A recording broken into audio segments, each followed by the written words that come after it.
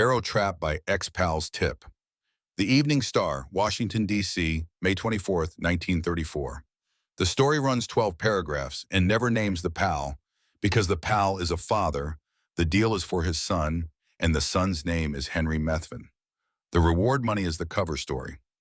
This is the day after the ambush, and the wire copy going out to every American breakfast table has already done its work. If the ex-pal earned $2,500, why won't the Associated Press print his name? Rewind one day. It's the morning of May 24, 1934 in Arcadia, Louisiana. 24 hours earlier, on a back road in Bienville Parish, 6 officers hidden in the brush fired 130 rounds into a stolen Ford V8 in about 12 seconds. Inside the car were Clyde Barrow, 25 years old, and Bonnie Parker, 23, a Dallas-born couple who had spent 20 months robbing small-town banks and killing 9 lawmen across 5 states, and who by the spring of 1934 were the most photographed fugitives in America. Now their bodies are laid out in Dallas, and the country is reading about it over coffee. And at the center of the wire story, at the center of the myth already being assembled, is one man the Associated Press calls the relentless manhunter. Whose story is he allowing to be told for him? Frank Hamer is a retired Texas Ranger, pulled out of retirement for one job: stop Bonnie and Clyde by any means necessary. He is 50 years old, a captain, a man who by 1934 has been in more than 50 gunfights and outlived most of the people he pursued. The Evening Star introduces him with the phrase relentless manhunter, the phrase that will follow him into every obituary. What the phrase does is important. It puts a lone tracker at the center of the story. It makes the ambush look like the end of a chase instead of the end of a negotiation. 6 officers fired the shots. The wire copy names Hamer first. He does not correct the record. He never will. Now look at the paper's language. Not informant, not accomplice. Ex-pal, former friend, a person who was close enough to be called a friend and is no longer. The wire story says he will get $2,500 reward, future tense, which means as the story goes to print, the money hasn't changed hands yet, but the arrangement is settled enough that the AP can report the figure. Someone told a reporter the number. Someone did not tell the reporter the name. And the 2 facts sit side by side in the same 12 paragraphs without contradiction. Because in May of 1934, an anonymous reward collector is a story America already knows how to read. It sounds like greed. It sounds like a falling out among thieves. It does not sound like what it actually was. Who was close enough to Clyde Barrow in the spring of 1934 to be called a former friend? Henry Methvin is a Louisiana farm boy. Clyde Barrow broke out of prison 4 months earlier, and the son whose freedom the ambush was traded for. In January of 1934, Clyde and his gang shot their way into the Eastham Prison Farm in East Texas, the same brutal work camp Clyde himself had done time in, and freed 5 inmates. 2 of them mattered. One was Raymond Hamilton, an old Barrow partner, already famous for bank jobs. The other was Henry Methvin, 21 years old, doing 10 years for attempted murder, unknown to the country until Clyde put a rifle in his hands and drove him out through the guard fire. From that morning on, Henry Methvin owed Clyde Barrow the largest debt a fugitive can owe another fugitive, the debt of a life outside a wall.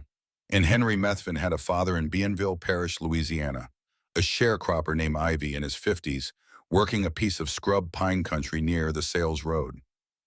What does a father do when his son's freedom is owed to a man every lawman in the country wants dead?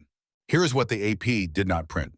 Sometime in the weeks before May 23, 1934, Frank Hamer sat down with Ivy Methvin, reportedly in a Shreveport hotel room, alongside a Louisiana sheriff and a district attorney, and offered the father a deal.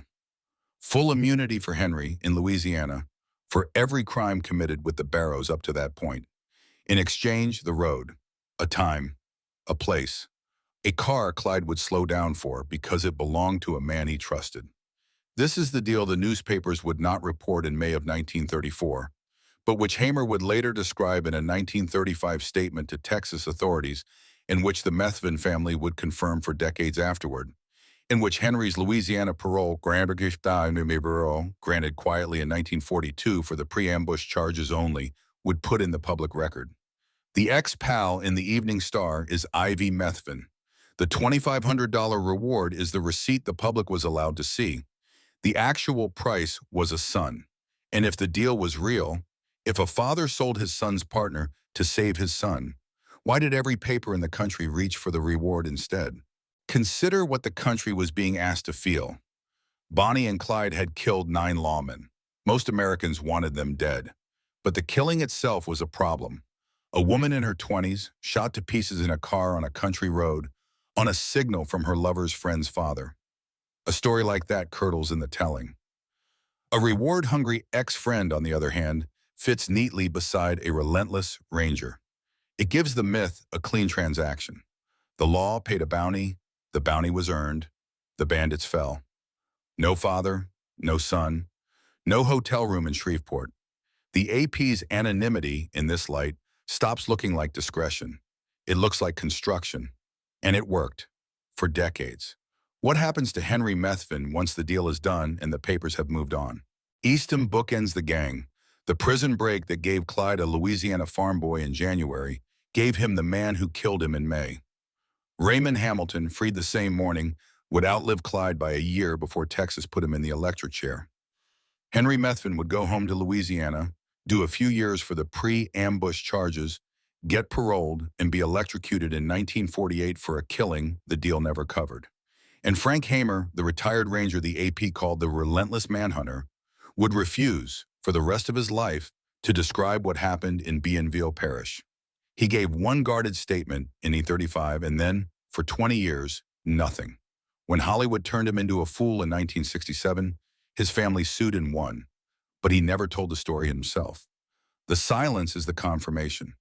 And if the deal was the real story, why did the country accept the reward story so completely? So here is what one page of wire copy teaches, if you sit with it. When a newspaper carefully doesn't name someone, the question isn't who is being hidden.